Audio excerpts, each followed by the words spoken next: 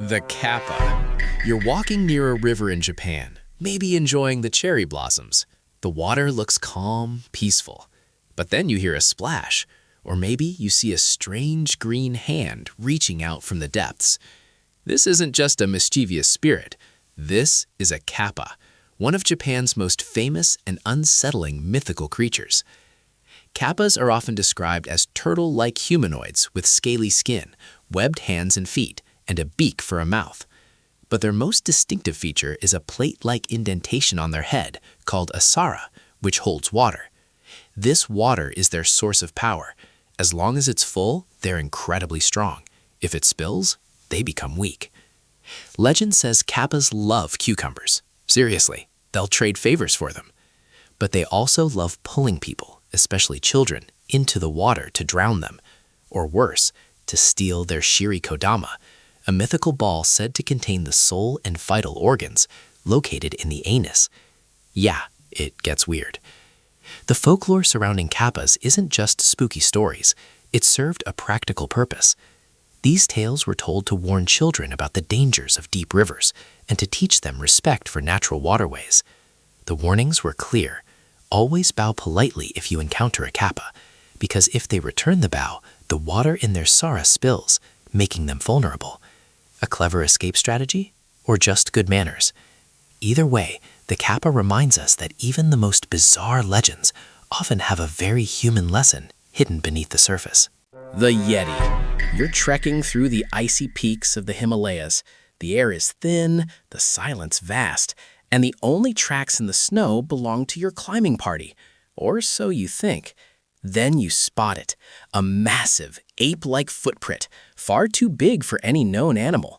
That chilling discovery is often the first sign of the Yeti, the abominable snowman, a creature of legend that haunts the highest, most desolate mountains of Nepal and Tibet. Described as a towering, hairy hominid, the Yeti is said to be elusive and rarely seen, a guardian of the pristine wilderness. Locals sometimes speak of two types, one smaller and more human-like, another truly gigantic and monstrous. Unlike some bloodthirsty monsters, the Yeti isn't typically portrayed as inherently evil, but rather as a powerful, solitary being that prefers to be left alone. Its existence blurs the line between myth and cryptid, with countless eyewitness accounts, blurry photos, and plaster casts of giant footprints fueling the mystery. For the local Sherpa people, the Yeti is more than just a scary story. It's a respected spirit of the mountains, a symbol of the untamed wild that demands reverence. Whether it's a misidentified bear, a relict hominid, or a purely spiritual entity, the legend of the Yeti taps into our primal fear of the unknown, the vast, unexplored corners of the world where something ancient and powerful might still roam. The Siren. Imagine you're sailing the wine-dark seas of ancient Greece, a gentle breeze filling your sails. Then, from a rocky, uncharted island, a hauntingly beautiful melody drifts across the water, growing stronger, more enchanting with every passing moment. That's the song of the Siren, mythical beings whose voices could lure even the most seasoned sailors to their doom. Usually depicted as beautiful women, sometimes with the bodies of birds, sirens don't need sharp claws or teeth to be deadly. Their weapon is their voice, a mesmerizing, irresistible song that compels men to steer their ships onto treacherous rocks, leaving them shipwrecked and drowned. They are the ultimate femme fatale of the ancient world, embodying the allure of the unknown and the danger of temptation. Their tales served as stark warnings to mariners about the perils of distraction, the hidden dangers of the sea, and the destructive power of succumbing to one's deepest desires. The sirens remind us that sometimes the most deadly threats are not monstrous in appearance, but deceptively beautiful, preying on our very humanity. The Banshee. It's a quiet night in rural Ireland. The wind is howling, but it's not just the wind. You hear a sound, a mournful wail, a piercing shriek that cuts through the darkness and chills you to the bone. That's the cry of the Banshee, one of Ireland's most iconic and terrifying mythical creatures. The banshee is a female spirit, often appearing as a beautiful woman with long flowing hair, or sometimes as a haggard old crone, but her appearance is secondary to her voice. She doesn't usually cause physical harm. Instead, her purpose is to herald death. Her unearthly scream, a keen, is heard by a family when one of their own is about to die. It's a warning, a lament, a chilling announcement that fate has been sealed. The legend is deeply intertwined with specific Irish families, often those with O or Mac in their surnames. The banshee is said to be a family spirit, appearing only to warn her chosen lineage. The mournful cry isn't just a spooky sound. It taps into ancient grief and the inevitability of loss. For centuries, the banshee's wail was a terrifying but accepted part of life and death, a supernatural messenger from the otherworld. The legend speaks to a cultural understanding of death, not as an end, but as a transition, often marked by a profound, heart-wrenching lament that even the living can hear. The vampire. You're alone in your bed in a remote Eastern European village, the moon casting long shadows through the window. Then you hear a whisper, a scratching at the door, and a chilling sense of dread washes over you. This isn't just a nightmare. This could be the sign of a vampire, one of the most enduring and terrifying figures in folklore. Rising from their graves, these undead beings are often depicted as pale, aristocratic figures with hypnotic eyes and razor-sharp fangs, eternally cursed to stalk the night. Their insatiable hunger for blood allows them to sustain their unnatural existence, often turning their victims into one of their own. They fear sunlight, garlic, holy symbols, and a wooden stake through the heart, vulnerabilities that offer a glimmer of hope against their immense power. The legend of the vampire, fueled by centuries of superstition and real-world disease, taps into our deepest fears. The horror of the undead, the ultimate predator, the corruption of the human form, and the terrifying idea of life continuing beyond death in a monstrous form. It's a chilling reminder that sometimes the greatest evil wears a human face. The chupacabra. You wake up one morning on a farm in Puerto Rico, or maybe South Texas. Your livestock, usually calm, are agitated. Then you find them. Goats, chickens, cattle, all dead, drained of blood, with strange puncture marks on their necks. But there's no sign of a struggle, no tracks from a wolf or a bear. This is the calling card of the chupacabra, the goat sucker, a modern cryptid that has haunted the imaginations of Latin America and beyond since the mid-1990s. Unlike ancient legends, the chupacabra burst onto the scene with a sudden viral intensity. Eyewitness accounts describe it in various ways, sometimes as a reptilian creature with spines down its back, other times as a dog-like animal with glowing red eyes. Its method is always the same, draining the blood of its victims, leaving behind only the husk. The chupacabra is a creature born of fear and uncertainty, a monstrous explanation for unexplained livestock deaths. It's a testament to how new myths can take hold and spread rapidly in the age of media and globalization. The legend speaks to our fear of the unseen, the unknown predator that stalks the edges of civilization, a fear that can easily find a new form in the modern era. Baba Yaga. Imagine you're lost deep in the ancient, whispering forests of Russia, the trees so thick they block out the sky. Ahead, you spot a small, dilapidated hut standing on giant, crooked chicken legs, and inside, or perhaps flying through the air in a giant mortar and pestle, bony frame, Baba Yaga is not simply good or evil. She's a powerful, primordial force, a guardian of the forest who can both devour the innocent and offer aid to the pure of heart, if they can pass her impossible tests. Her domain is a place of magic, danger, and profound moral lessons. The tales of Baba Yaga serve as cautionary warnings about venturing into the unknown, respecting the power of nature, and the unpredictable consequences of our actions. She reminds us that wisdom can be cruel, magic can be terrifying, and sometimes the most profound lessons are learned at the edge of a monstrous grandmother's iron-toothed grin. The Wendigo. You're deep in the frozen forests of North America, battling a brutal winter. Food is scarce, isolation is crushing. And then the hunger sets in, not just for food, but a deeper, more monstrous hunger. This is the origin of the Wendigo, a terrifying creature from Algonquian folklore, a spirit of insatiable greed and cannibalism. The Wendigo isn't just a monster, it's a cautionary tale, a manifestation of the extreme hunger and desperation that can drive a human being to unthinkable acts. It's said to be born when a person resorts to cannibalism during famine, becoming possessed by the spirit of the Wendigo. The transformation is horrifying. The person grows gaunt, their skin stretches over their bones, their eyes sink deep into their skull, and their heart turns to ice. Their hunger becomes endless, never satisfied, growing with each victim they consume. The more they eat, the hungrier they become.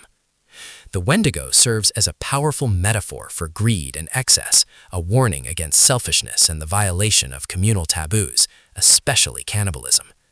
In some traditions, even thinking about it can attract the spirit.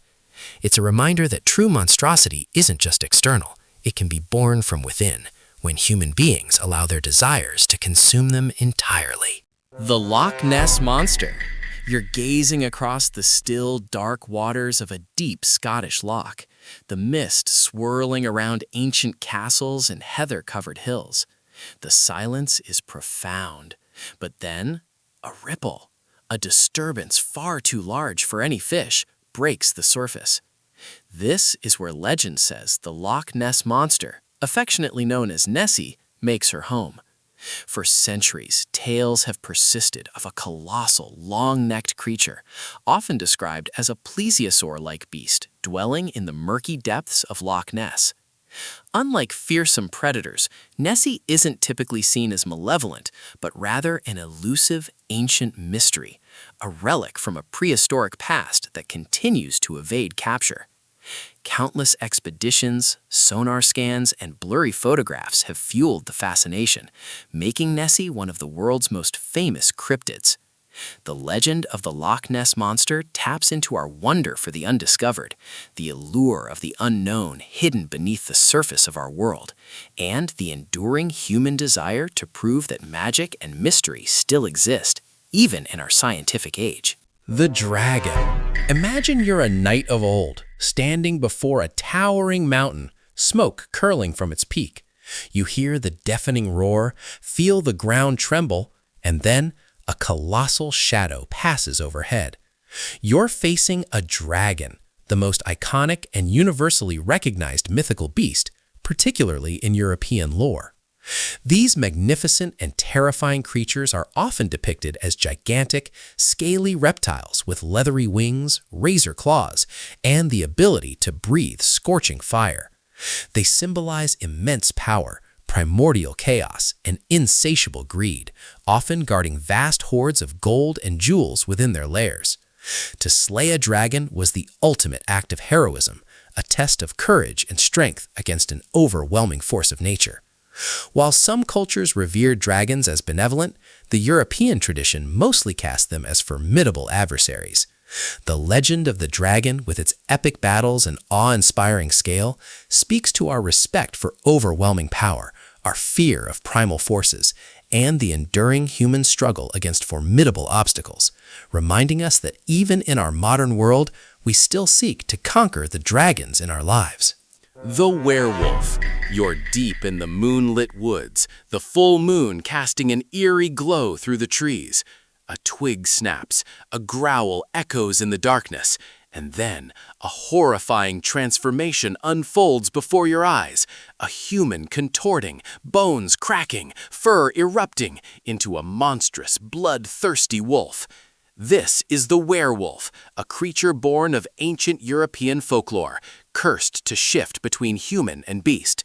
Legends describe them as humans afflicted by a supernatural condition, often through a bite or a curse, doomed to transform involuntarily under the full moon. With their superhuman strength, speed, and savage instincts, werewolves are often portrayed as uncontrollable killing machines, preying on humans and livestock alike.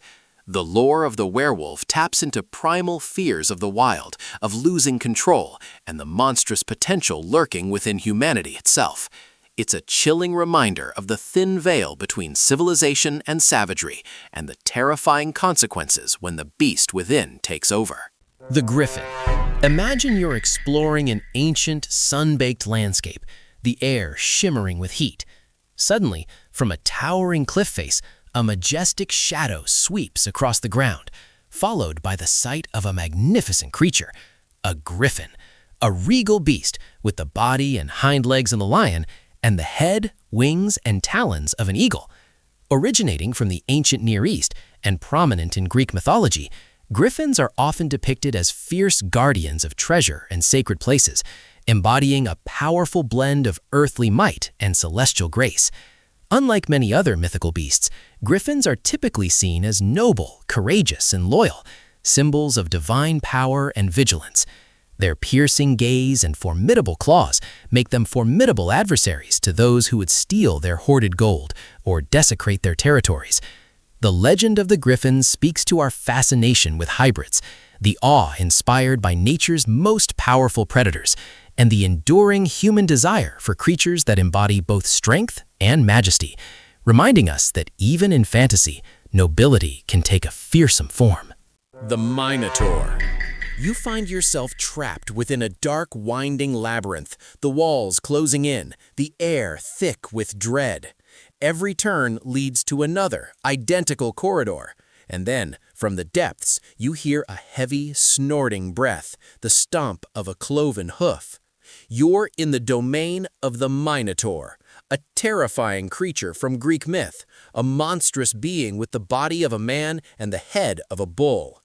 Born from an unnatural union, the Minotaur was imprisoned by King Minos in the heart of an inescapable maze on Crete, where it devoured human sacrifices sent from Athens. Its legend embodies themes of divine punishment, the consequences of hubris, and the raw, untamed savagery that can be unleashed when nature's laws are defied. The tale of the Minotaur and the hero Theseus, who faced it, serves as a powerful narrative about courage, sacrifice, and the ultimate triumph of order over chaos, reminding us that even the darkest labyrinths can be overcome by those brave enough to face the beast within. The Oni. You're walking through a dense, mist-shrouded forest in Japan, the air suddenly turning heavy. A guttural roar shakes the trees, and then, from the gloom, emerges a towering figure, a fearsome Oni, a demonic ogre from Japanese folklore. Often depicted with sharp claws, wild hair, two long horns protruding from their heads, and carrying iron clubs, kanabo, Oni are the quintessential Japanese demons. They come in various colors, red, blue, green, and are often seen as destructive forces, bringing disaster, disease, and misfortune. While primarily malevolent, acting as tormentors in hell or punishing the wicked, some stories portray them as protectors or former humans who became Oni through extreme evil. The legends of Oni serve as powerful cautionary tales, personifying evil, natural disasters, and the darker aspects of human nature. They remind us of the consequences of wickedness and the constant struggle against the destructive forces, both external and internal, that threaten peace and order. The Gorgon. Imagine you're an ancient Greek hero, armed with shield and sword, cautiously entering a desolate, rock-strewn cave. The air is cold, silent. Then you hear it, a hiss. You glimpse a movement, a serpentine coil, and know that one wrong look could turn you to stone. You're in the lair of a Gorgon, most famously Medusa, a terrifying female monster from Greek mythology whose head is adorned with venomous snakes instead of hair, and whose gaze can instantly petrify any mortal who meets it.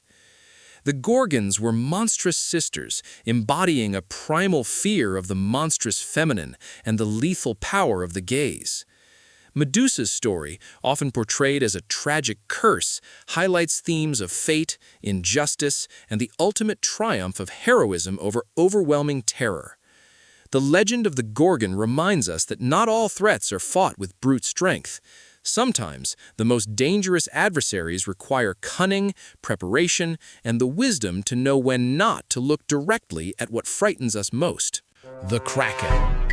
You're on a small fishing vessel in the frigid waters off the coast of Norway, far from land. The ocean is calm, deceptively so. Then the boat shudders violently. A massive tentacle, thick as a tree trunk, breaches the surface, and the water begins to churn with terrifying force. You've encountered the Kraken, a colossal sea monster of Norse folklore, a creature of immense power said to dwell in the deepest trenches of the ocean. Described as a giant squid or octopus of legendary proportions, the Kraken is capable of capsizing ships, dragging them down to the abyssal depths, and creating whirlpools with its movements. Unlike the elusive Nessie, the Kraken is a force of destructive nature, embodying the terrifying, untamed power of the deep sea and the vulnerability of humanity in the face of such might. Its legend served as a stark warning to ancient mariners about the dangers of the uncharted ocean. The Kraken reminds us that even with all our advancements, vast, powerful, and terrifying mysteries still lurk beneath the waves, challenging our dominion over the natural world. The Sphinx. Imagine you're journeying through the scorching sands of ancient Egypt, approaching a magnificent pyramid. Ahead, a colossal statue emerges from the desert haze, a creature with the body of a lion, the wings of a great bird, and the head of a human. But this isn't just a statue. It's the Sphinx, a mythical beast from both Egyptian and Greek mythology, famous for guarding sacred places and posing deadly riddles. In Greek lore, the Theban Sphinx famously plagued travelers, devouring those who could not answer its enigmatic questions. Most famously, what goes on 4 feet in the morning, 2 feet at noon, and 3 feet in the evening? The Sphinx embodies intellectual challenge, the power of knowledge, and the fatal consequences of ignorance. Its legend reminds us that not all dangers are physical. Sometimes the greatest threats are mental, demanding wit and wisdom to overcome, and that true strength often lies in the mind as much as in the body. The Ghoul. You're alone in the desolate desert. The sun setting, casting long, unsettling shadows over ancient burial grounds. A foul stench fills the air, and then you see it. A gaunt, hideous figure, digging frantically at a fresh grave, its eyes glowing with malevolent hunger. This is the Ghoul, a terrifying creature from pre-Islamic Arabian folklore, a shape-shifting demon that haunts graveyards and desolate places, feeding on human flesh, especially the corpses of the recently deceased. Ghouls are often depicted as monstrous, cadaverous beings, capable of alluring travelers into the desert to devour them, or desecrating graves to feast on the dead. Their legend taps into deep-seated fears of death, desecration, and the monstrous corruption of the human form, embodying the horror of cannibalism and the violation of sacred spaces. The Ghoul reminds us that even in death, our peace is not always guaranteed, and that some monstrous appetites know no bounds, preying on our remains. The Bigfoot. You're hiking deep in the dense, towering forests of the Pacific Northwest, the air thick with the scent of pine and damp earth. A sudden, deep, guttural howl echoes through the trees, a sound unlike any known animal. Then, a massive, ape-like shadow quickly moves between the trunks, leaving behind only an enormous, unidentifiable footprint in the soft soil. This is the calling card of Bigfoot, also known as Sasquatch, a legendary ape-like cryptid said to roam the remote wilderness of North America. Often described as a towering, hairy hominid, Bigfoot is typically portrayed as elusive and shy, yet immensely powerful, an ancient dweller of the untouched wilds. Numerous eyewitness accounts, blurry photographs, and plaster casts of its giant footprints continue to fuel the mystery, blurring the line between myth and undiscovered species. The legend of Bigfoot taps into our wonder for the unexplored, the allure of the primitive, and the hope that something ancient and wild still exists just beyond the edges of our modern world, demanding respect for the vast, untamed wilderness. Cerberus. Imagine you're a soul, fresh from the land of the living, standing at the banks of the Styx, ready to cross into the underworld. But before you can pass, you hear it, a cacophony of barks, a terrifying growl. Guarding the gates of Hades stands Cerberus, the monstrous three-headed hound of Greek mythology, with a mane of snakes and a serpent's tail. This formidable beast is the unyielding guardian of the dead, ensuring that no living soul enters the realm of the departed without permission, and no deceased soul ever leaves. Cerberus embodies the ultimate gatekeeper, an embodiment of the finality of death and the terrifying power that stands between life and the afterlife. Its legend reinforces the sanctity of the boundary between worlds and the awesome power of the gods who rule over them. Cerberus reminds us that some passages are irreversible, some gates are meant to remain closed, and that even in the face of absolute power, only the bravest heroes can ever hope to pass.